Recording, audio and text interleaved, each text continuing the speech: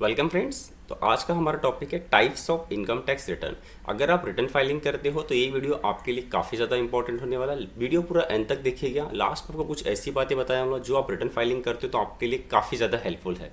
तो वीडियो पूरा देखिएगा, आपको सच में फ़ायदा होगा। अगर आप रिटर्न फाइलिंग करते हो सबसे पहले आपके माइंड में ख्याल आता है कौन सा ITR फाइल करना है। ITR 1 करना है, ITR 2 करना है, ITR 3 करना है। बहुत सारे ITRs होते हैं, तो काफ़ी सारा लोगों को कन्फ्यूजन हो जाता है कि हमें कौन सा सही ITR रिटर्न फाइल करना है। तो आइए हर एक ITR को समझते हैं वन बाय वन। तो काफ़ी सारे जब आप रिटर्न फाइलिंग करते हो काफ़ी सारे ITR को देखने को मिलता है। ITR 1 देखने को मिलता है, ITR 2 देखने को मिलता है, ITR 3, ITR 4, ITR 5, ITR 6 और ITR 7। तो इतने सारे ITRs देखकर आपके माइंड में ख्याल आता है तुम्हें कौन सा करेक्ट ITR सेलेक्ट करना है, क्योंकि अगर आप गलत ITR रिटर्न फाइलिंग करते हो तो आपको बहुत सारे प्रॉब्लम्स आने वाले हैं। तो आप सही ITR रिटर्न फाइलिंग करना बहुत ज़्यादा ज़रूरी होता है। तो आइए समझते एक करके। सबसे पहले हम ITR 1 समझते हैं। ITR 1 कौन फाइल कर सकता है? तो अगर आप इंडिविजुअल्स है, अगर आपकी सैलरी इनकम 50 लाख से कम है तो आप ITR 1 फाइल कर सकते हो। तो इस केस में आपका सैलरी इनकम भी है, हाउस प्रॉपर्टी इनकम भी है और इनकम फ्रॉम अदर सोर्स और एक्सेट्रा है। तो यहाँ पे आपका बिजनेस इनकम नहीं होना चाहिए। अगर बिजनेस इनकम है तो आप ITR 1 फाइल नहीं कर सकते हो। तो ITR 1 किसके लिए है? जिनका सैलरी इनकम है और जो 50 लाख से कम कमाते हैं। तो जो 50 लाख से ज़्यादा कमाते हैं वो ITR 2 भरेंगे। फिर से समझ लीजिए, ITR 1 उनके लिए है जिनका इनकम 50 लाख से कम है, जो सैलरी इनकम है, हाउस प्रॉपर्टी इनकम है और income from other source, interest और एक्सेट्रा। यहाँ पे इसका बिजनेस इनकम नहीं है, ठीक है। ITR 2 उसके लिए जो 50 लाख से ज़्यादा कमाते हैं, यहाँ पे भी इसका बिजनेस इनकम नहीं होना चाहिए, not having income from business and profession. तो अगर एक पर्सन है जिसका सैलरी इनकम है, हाउस प्रॉपर्टी इनकम है और अदर सोर्स इनकम है, तो उस केस में वो ITR 1 फाइल करेगा। अगर एक पर्सन जिसका salary income more than 50 lakhs है, तो मोर देन 50 लैक्स है तो ITR 2 फाइल करेगा। तो 1 और 2 दोनों मेरा सैलरी से रिटर्न है। तो 1 और 2 में अगर मेरा बिजनेस इनकम आया तो हम फाइल नहीं करेंगे। अब समझो किसी का सैलरी रिटर्न भी है प्लस बिजनेस इनकम भी है, तो उस केस में वो ITR 3 फाइल करेगा। अगर आपका बिजनेस एंड प्रोफेशन में कुछ भी इनकम आ रहा है और आपका सैलरी इनकम भी है, तो उस केस में अगर आपका बिजनेस इनकम आ गया तो आप ITR 3 फाइल करोगे, क्योंकि 1 और 2 बिजनेस के लिए नहीं होते हैं। 1 और 2 प्योरली सैलरी के लिए होते हैं। जिनका सैलरी लेस देन 50 लैक्स है ITR 1, जिनका सैलरी मोर देन 50 लैक्स है ITR 2। अगर आपका सैलरी इनकम भी है plus business and professional income भी है, हाउस प्रॉपर्टी भी इनकम भी है, तो कुछ आप सारा का सारा ITR 3 में दिखा सकते हो। तो इट मीन्स अगर आपका बिजनेस एंड प्रोफेशन आ गया इनकम तो आप ITR 3 में जाइए। अगर आपका प्योरली सैलरी इनकम है, आपका बिजनेस कोई भी नहीं है, सैलरी इनकम है, हाउस प्रॉपर्टी इनकम है, तो आप ITR 1 या ITR 2 सेलेक्ट कर सकते हो। नॉर्मली सारी पब्लिक ITR 1 फाइल करते हैं बिकॉज अधिकतर लोगों का इनकम बिलो 50 लाख रुपीज़ होता है। जिनका इनकम अबव 50 लाख है वो ITR 2 फाइल करेंगे। तो ITR 3 बिजनेस रिलेटेड है और ITR 4, तो ITR 4 आप देख सकते हो, having total income less than equal to 50 lakhs, having income from business and profession which is computed under section 44 AD, 44 AD और 44 AE। इट मीन्स ये प्रेजेंटिव इनकम वाले के लिए होते हैं। अगर बिजनेस एंड प्रोफेशन है तो बिजनेस एंड प्रोफेशन को फाइल करने के लिए भी 2 रिटर्न दिया है गवर्नमेंट ने, ITR 3 और ITR 4। तो जो प्रेजेंटिव बेसिस पर अपना रिटर्न फाइलिंग करना चाहते हैं वो ITR 4 में फाइल करेंगे। जिनको नॉर्मली अपना income from business and profession दिखाना है तो ITR 3 में। तो आप देख सकते हो 4 रिटर्न्स जो होते हैं दोस्तों, ये चारों रिटर्न्स मेरे इंडिविजुअल्स के लिए होते हैं, जिसमें 2 रिटर्न्स मेरे सैलरी से रिलेटेड है और 2 रिटर्न्स 3 और 4 मेरे बिजनेस एंड प्रोफेशन से रिलेटेड है। तो अगर आप इंडिविजुअल्स है तो आपके लिए सिर्फ ये 4 रिटर्न ही एप्लीकेबल, बाकी ये 3 रिटर्न्स आपके लिए एप्लीकेबल नहीं है।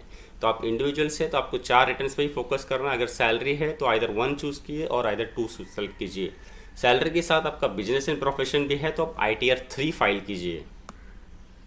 नॉर्मली अधिकतर लोग ITR 3 फाइल करते हैं और जिसको प्रेजेंटिव इनकम में आपका रिटर्न खाली शो करना है वो ITR 4 में जाते हैं। प्रेजेंटिव इनकम में क्या होता है दोस्तों, इसमें 8% रुपीज़, 8% सपोज आपका अगर टर्नओवर है 80 लाख रुपीज़ तो उसका 8% आप इनकम इसमें दिखा सकते हो। बाकी आपको बुक्स ऑफ अकाउंट मेंटेन करने की ज़रूरत नहीं होती है।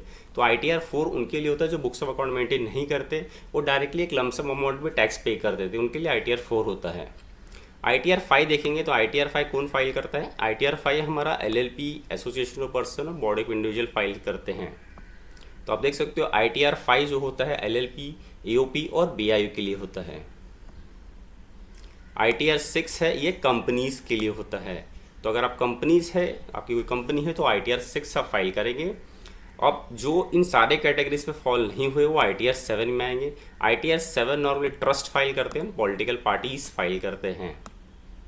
तो कंपनीज आ गया, association of person, body of individuals आ गया, तो सारे ITRs आ गए, जिसमें से 1 2 3 4 4 ITRs इंडिविजुअल्स के लिए होते हैं, 2 सैलरी से रिलेटेड है, 2 बिजनेस एंड प्रोफेशन से रिलेटेड है, जो 5th है वो LLP association of person, body of individuals के लिए है, जो 6th है स्ट्रेट फॉरवर्ड कंपनीज के लिए, और जो 7th है वो पॉलिटिकल पार्टीज और ट्रस्ट के लिए है।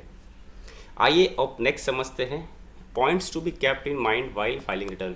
अगर आप रिटर्न फाइलिंग करते हो तो इन बातों को आपको ध्यान रखना बहुत जरूरी है। डिपार्टमेंट बहुत ज़्यादा स्ट्रिक्ट हो चुका है, तो अगर आप रिटर्न फाइलिंग करते हो तो इन बातों को प्रॉपरली ध्यान रखिएगा।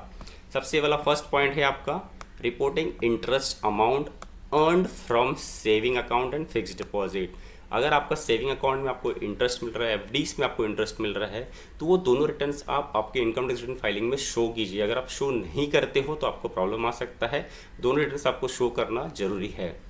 Choosing the right ITR form. अगर आप रिटर्न फाइलिंग करते हो तो आपको सही ITR फॉर्म सेलेक्ट करना बहुत ज़्यादा ज़रूरी है। अगर आप गलत ITR फॉर्म का सेलेक्ट कर सकते हो तो प्रॉब्लम आ सकता है। तो आपको सही ITR फॉर्म में रिटर्न फाइलिंग करना है। सेविंग अमाउंट और फिक्स डिपॉजिट और जो भी इंटरेस्ट आपने अर्न किया है उसको भी आपको उसमें शो करना है। थर्ड, रिटर्न फाइलिंग करने के बाद वेरिफिकेशन कराना मैंडेटरी होता है। अगर आप रिटर्न फाइलिंग करते हो तो आपको वेरिफिकेशन एट द एंड कराना पड़ता है। अगर आप वेरिफिकेशन नहीं करा पाते हो तो उस केस में आपको विथिन 1 मंथ आपको बैंगलोर भेजना पड़ता है। ध्यान सुनिएगा, 1 मंथ का टाइम है। प्रीवियसली 4 महीने का टाइम मिलता था, अब सिर्फ 1 मंथ का ही टाइम है। 1 मंथ के अंदर आपको आपका जो एक्नॉलेजमेंट है वो बैंगलोर भेजना पड़ेगा। अगर आप बैंगलोर नहीं भेजते हो तो आपका रिटर्न इनवैलिड हो जाएगा। फोर्थ है comparing new tax regime from old regime. अगर रिटर्न फाइलिंग करते हो तो आपका न्यू रिजिम और ओल्ड रिजिम में जिसमें आपको ज़्यादा बेनिफिट होता है आप एक बार कंपेयर कर लीजिएगा, उसके बाद आप रिटर्न फाइल कीजिएगा। ऐसा ना हो कि आपने टैक्स ज़्यादा पे कर दिया। तो जब भी आप रिटर्न फाइलिंग करते हैं, आप सैलरीज पर्सन है तो नॉर्मली उनके लिए देखा जाता है कि किस बेनिफिट रिजिम में उसको ज़्यादा बेनिफिट मिल रहा है। रिपोर्टिंग डिविडेंड इनकम, ये ज़्यादा इंपॉर्टेंट है बिकॉज प्रीवियसली आप सभी को मालूम है डिविडेंड इनकम एग्जाम्प्ट था, बट अब ऐसा नहीं है। डिविडेंड इनकम में भी टैक्स लगता है। तो अगर आपको डिविडेंड मिल रहा है तो आप डिविडेंड इनकम भी प्रॉपर रिपोर्ट कीजिए। लास्ट है matching income and TDS detail on form 26 AS। आपका जो भी इनकम है एक बार आप 26 AS पे आप चेक कर लीजिए। अगर 26 AS पे AIS और TIS में अगर आप इनकम वहाँ 12 लाख रुपया आ रहा है तो आप रिटर्न में कम से कम 12 लाख रुपया दिखाइए। अब 12 लाख से कम दिखाते हो रिटर्न में तो आपको प्रॉब्लम हो सकता है।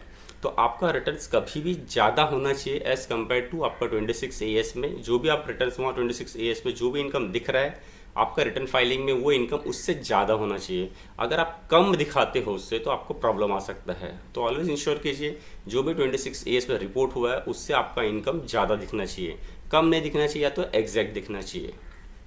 उम्मीद करता हूँ दोस्तों आप लोग को मेरा वीडियो पसंद आया। तो वीडियो पसंद आया तो please like share and subscribe.